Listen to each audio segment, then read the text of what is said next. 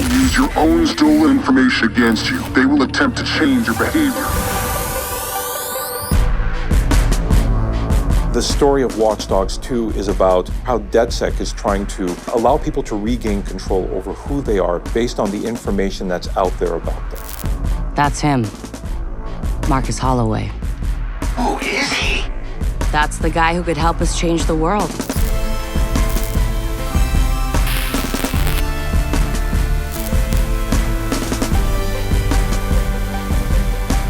Watch Dogs 2 is about a hacker named Marcus Holloway. He's a very gifted and smart young man who ends up by getting profiled and accused of a crime he didn't commit.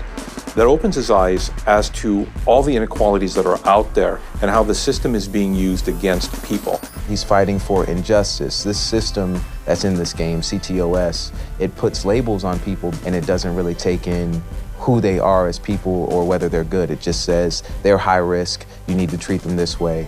And so he starts working with DedSec in order to show people what's happening, but more so to help take down part of the system that's being used against them. T-Bone comes along, getting DedSec to go, yes, we have to make a stand. We have to be the good guys. Nice hat. Nice mask. They are the David against the Goliaths, but they have something special that David didn't have. Like, they don't have a sword, they have the entire internet. The Goliath is all forms of establishment. So big corporations, some people in those corporations trying to use technology for power, for money, for control, and also the government is part of the establishment. So various corrupted people inside of those factions that you're trying to fight against. You're gonna be dealing against rival hacker groups. We're gonna be dealing with corporations trying to get power, manipulating politicians, trying to get money. Basically trying to know more about you than you know about yourself so they can predict your next move. One of the challenges you're going to be facing is to figure out, is there a link between all those people? Is it just random abuse of technology or is there someone with an agenda? And that's what you have to figure out as you unveil that corruption in the establishment. In Watch Dogs 1, we explored surveillance a lot.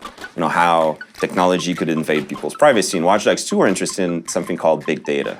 Big data, really what it means is all the stuff we do online, all the information that is recorded on us. When we were crafting Watch Dogs 2, we definitely wanted the players to come away thinking to themselves, holy crap, I didn't know this existed. We started looking at how people are being predicted and potentially manipulated. You come into Watch Dogs 2 and you now are at the heart of Bloom. You see what happens when they're able to take all this information and compile it together. They don't see anything wrong with compiling this data.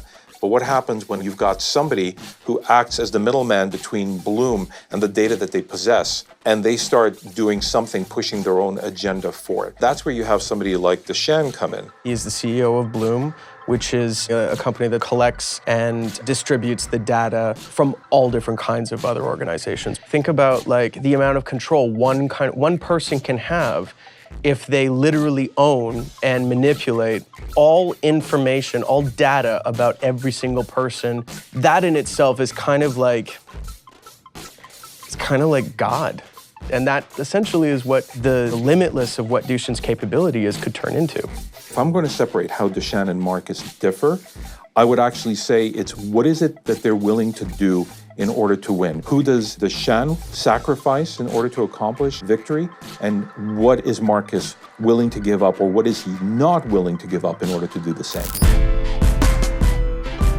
Marcus doesn't come in with that idea of, I'm gonna save the world. He comes in with a, fuck Bloom, they fucked me over, so I'm coming after them. You know, the defenseless trying to defend themselves. We are the ones that can step up and defend for them. We've all been broken down into our most core components as far as information is concerned. We have no control over it whatsoever. We have no say over who uses it. We have no say how it's used against us. If there's no way that the people can know what's happening, then things like this happen. Hackers step up and figure out the truth, and then they divulge the truth to the masses. All that data at Bloom's fingertips, that's like the world's most powerful monopoly. This is systemic injustice at its highest level. Let's show them what going to war with us really means. It's up to you to decide what side you're on or what's right and what's wrong. But at the end of the day, this story is exactly what is happening today. Namaste.